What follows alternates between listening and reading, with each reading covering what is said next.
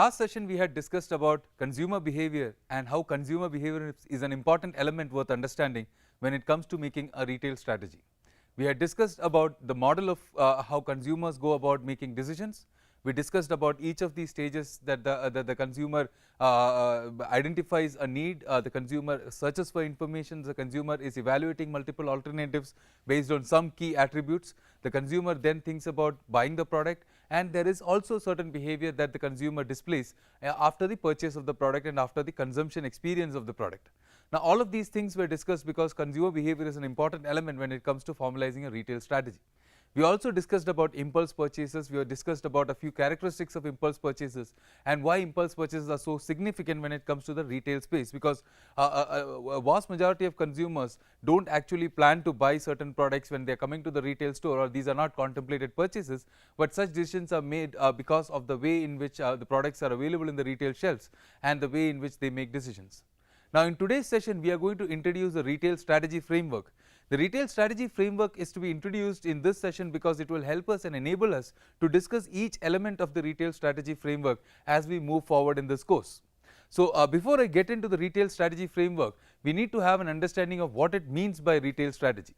Now, strategy in generic terms is any plan of action that helps you achieve the long term goal or long term mission of the organization. So, like you would have seen strategy from any organization or any business entity that operates in the market, even retail organizations need to have a strategy put in place, and that is why we will discuss about what that retail strategy is and what are the elements or what are the components of such a retail strategy. Now, again there is a lot of literature about what strategy is and what strategy is not. So, in most cases strategy is all about having sustainable competitive advantages. Now, what do I mean by sustainable competitive advantages? A good strategy should help you to achieve your long term objectives and at the same time enable you to be having a competitive edge when it comes to other key competitors and other players in the marketplace. That is why thinking about strategy, you should be always aware of the fact that strategy should be created and crafted in such a way that you have a sustainable competitive advantage. It should not be a competitive advantage that is going to be only short lived. It should not be an advantage that is not competitively worthy enough, and it should not be something that is not important to customers as well. So, having a sustainable competitive advantage is absolutely key to how you are going to formulate your strategy.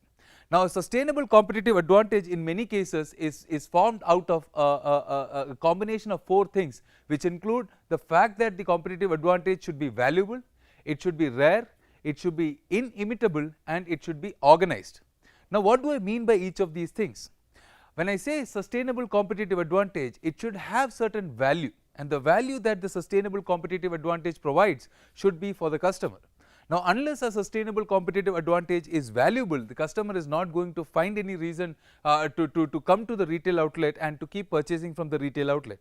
They might find the same kind of offerings that are provided by the competition, because the competitive advantage that you as a retail organization is now trying to provide to the customer is not considered to be worthy by the customer. So, being valuable is exceptionally important. The second of these elements that makes a competitive advantage or a strategy lead to a sustainable competitive advantage is the fact that the offering should be rare in nature. It should not be something that is common, it should not be something that every retailer in the marketplace is providing, because if you are going to do everything which is similar to what your competition is doing, then most likely you are not being able to differentiate yourself in the marketplace. Say for example, when we talk about positioning and differentiation in the basic concepts of marketing, if you go back to one of the earlier sessions, we had discussed about segmentation, targeting and positioning, and in positioning we had said that as an organization, as a marketer, we are trying to position ourselves in the customer's mind, so that the customer has certain attributes that the customer recollects and the customer thinks as and associates with our retail organization. So, if you have something rare, if you have something that is not commonly seen among a lot of other retailers in the marketplace, then the fact that you are able to differentiate yourself from a lot of your competition is going to be very easy. The third of these sustainable competitive advantage elements is inimitability. Now, inimitability means the likelihood of this competitive advantage or this offering that you are making to the customers being copied or being imitated by a competition. Now, you should not have sustainable competitive advantages, or the offering is not going to be, or the strategy is not going to be a sustainable competitive advantage if it can be easily imitated, because most likely you will only have this competitive advantage which is going to be short lived.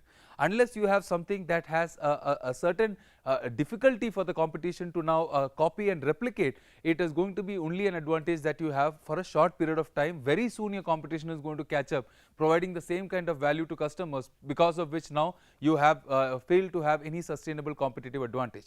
And the last of these elements is the fact that a sustainable or a strategy becomes a sustainable competitive advantage when it is also organized in nature, because unless you have a process in place, unless you have a mechanism, and unless it is organized, there is no way by which you can provide consistent offerings to the customer.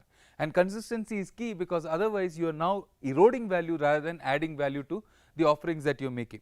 So, strategy is the plan of action that needs to be put in place when you are thinking about achieving your long term visions and long term objectives as an organization, while a strategy becomes critical when there is also a sustainable competitive advantage, which includes the fact that a sustainable competitive advantage should be valuable, it should be rare, it should be inimitable, and it should be organized. So, this is a small introduction to strategy. In the next segment, we are going to come back and introduce the strategy framework, which I will be discussing about throughout the remaining part of this course. So, now that we have introduced what strategy means and what sustainable competitive advantages are, let us look at this framework that I want to introduce in this segment of the course. You can see the strategy framework that I will be talking about in the remaining part of this session and in a lot of sessions moving forward on to my right here. Now, this framework basically encompasses every different element that the management of a retail organization should think about while deciding what kind of a strategy to be put in place. Now, if you look into the top of the strategy framework, you see that these are organizational objectives, which include the mission, vision, values of the organization. As you define the vision, mission and values of the organization, you have to now look into the internal and external environments wherein the organization is operating, and this is basically to assess the environment and see what kind of opportunities exist in the environment where you are operating. Once you have your missions, vision and values defined, and you have the internal and external environment very clearly identified and analyzed, the next element is where you have to set objectives for yourself. Now, objectives have to be specific, they have to be measurable, etc. I will come to all of those in some time, but objectives are set in place because these are the guiding principles for which you are now going to operate. And in order to achieve these objectives, and I will talk about how these objectives have to be framed, etc. So, that part of the objectives section might not be completely clear to you at this point of time. I will elaborate that in some time. But once you have set these objectives, there are different methods by which you are now trying to arrive at solutions by which this objective can be met.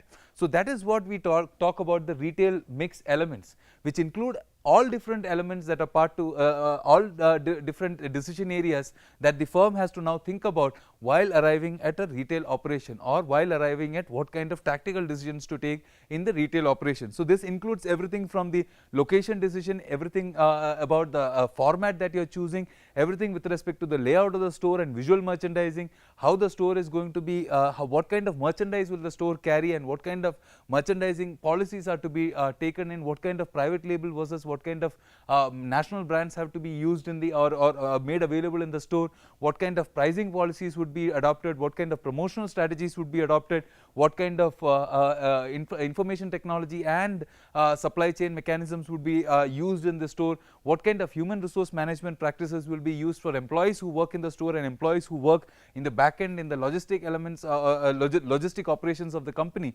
Also think about what kind of services do you want to offer and what kind of experience do you want to provide to customers, and finally you also think about what are the ways by which you are going to manage relationships with customers. So, all of these decisions are going to be the retail mix or retail strategy mix elements, each of which the company has to, or the organization has to now think about very closely and very keenly to arrive at an appropriate strategy, which will also act as being a sustainable competitive advantage, like I had mentioned in the last segment. And once you have arrived at all of these things, the next stage is going to be executing the strategy, running the retail operation, and then you will always have a retail monitoring system, which is going to be now dynamically looking at whether or not the retail operations are being conducted in an appropriate fashion, as to achieve the objectives and to achieve the greater vision and mission of the organization.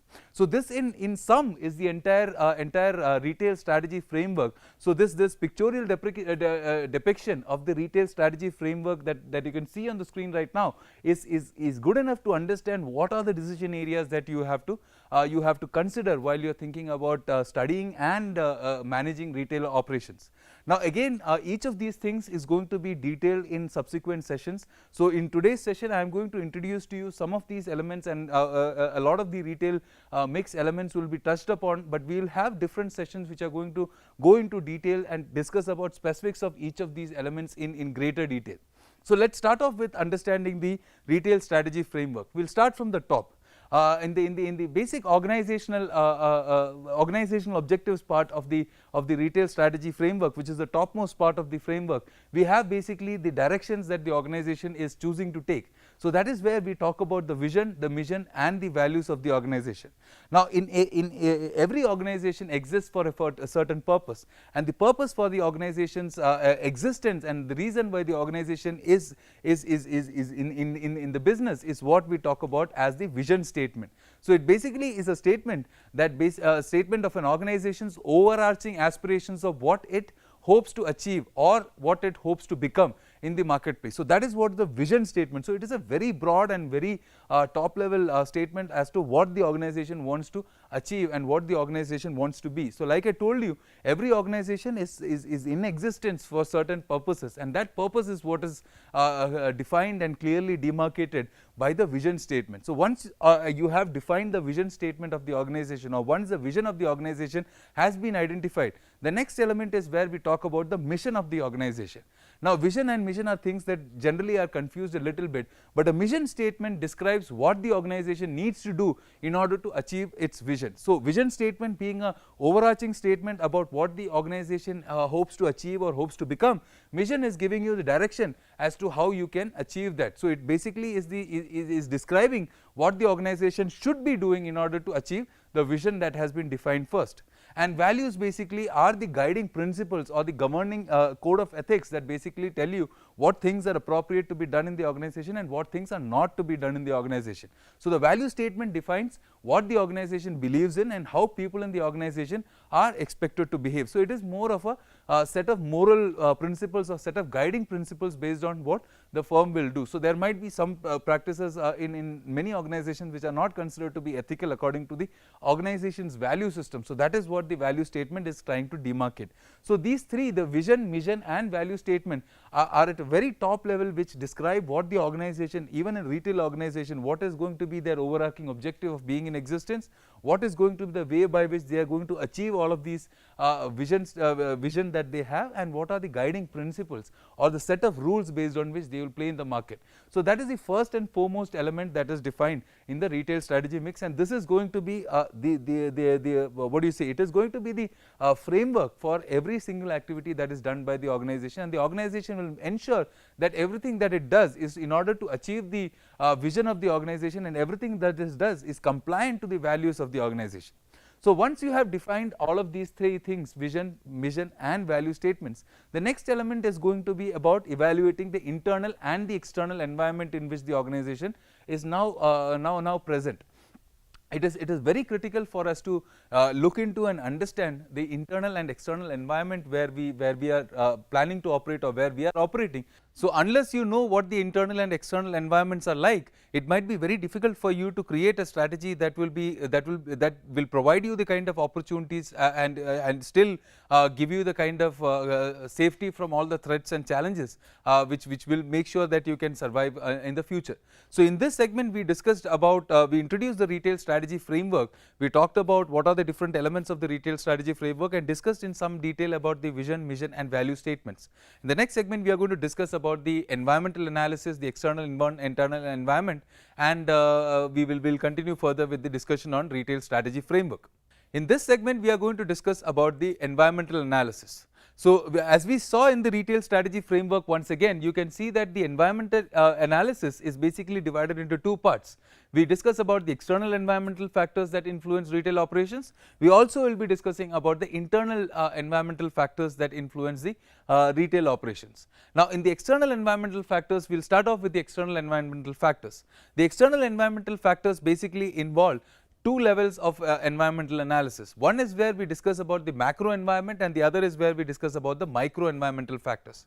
Now, the macro environmental factors are those factors which directly are not independently and directly related to the organization's performance, while the micro environmental factors are those which are directly related to the organization's performance. So, the macro environmental factors are what generally is happening in the nation or what generally is happening in the society, which might have an indirect effect on the retail operation of the organization, while micro environmental factors are those which directly involve the organization's performance. So, we will start off with macro environmental factors. Which are these macro environmental factors that are worthy of discussing? The first of these macro environmental factors which we are going to discuss is the demographic factor. Then we will talk about political factors, then we will talk about cultural, technological, economic and natural factors, all of which are critical when it comes to retail operations. So, what do I mean by demographic factors?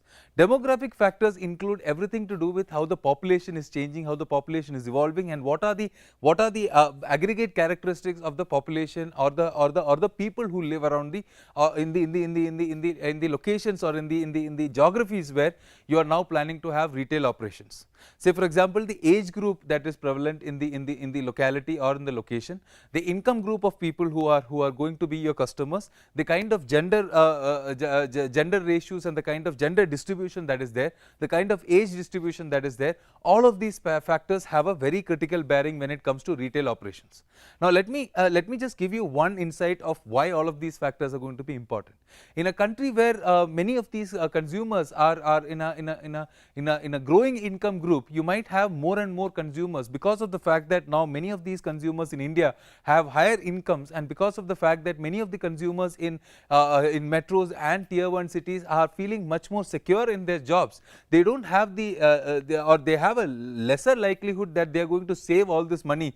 Rather, there is a higher likelihood, as we see in the retail scenario in many cases, that there is going to be a heightened spending spree that many consumers are showcasing. So, that is where retailers today are identifying that consumers have much more habit of spending rather than saving a lot of this money, because one, they have substantially high incomes as compared to a few years ago, and two, many of them are feeling secure about the job situation. So, they don't feel that there is going to be uncertainty in future. So, such factors about the growth of income and the average income that consumers have in the location is what we study in demographic factors. Political factors has to be talk about the kind of socio-political situations, the kind of legal framework, etc. that exists. One of the important examples here is the foreign direct investment policy in multi-brand retail in India. Like I mentioned in one of the earlier sessions, many of the international retailers have been thinking about coming into India, both in a single brand setup as well as in a multi-brand setup. But what happens is, many a times such political and legal restrictions or regulatory restrictions are stopping them from coming into the nation and having a retail operation. The reason why many of them want to come to India as a Indian retail is basically because of the fact that Indian retail, like I mentioned in one of the earlier sessions, is quite in a booming stage, and the market is so big that there is a lot of potential for a lot of players to come to India and generate a lot of revenues. But because of the legal regulations and because of the regulatory framework, there is going to be certain things that have to be thought about. So, that is where we bring in the macro environmental factor of political factors. Then there are cultural factors. Cultural factors include what is the cultural norm that is generally accepted in the society, and based on those cultural norms, what kind of shopping and what kind of consumption patterns do customers show. There is going to be a technological factor that is important. What kind of technologies are people using? What kind of technology framework is available in the localities where you are going? What kind of technology can you expect to be able to be provided to customers, etc., etc. All of these things are relevant factors to be thought about. Similar is the fact when it comes to economic conditions. Economic conditions, apart from the demographic conditions of the nation. Say for example, when we talk about demographic conditions, we are going to talk about average income levels, etc. When we talk about economic conditions, we are going to talk about factors like GDP growth rate. We are going to talk about factors like what is the per capita consumption of consumers. We are going to talk about factors like what is the inflation rate, etc., and how that has a bearing on what people consume and how much do people save.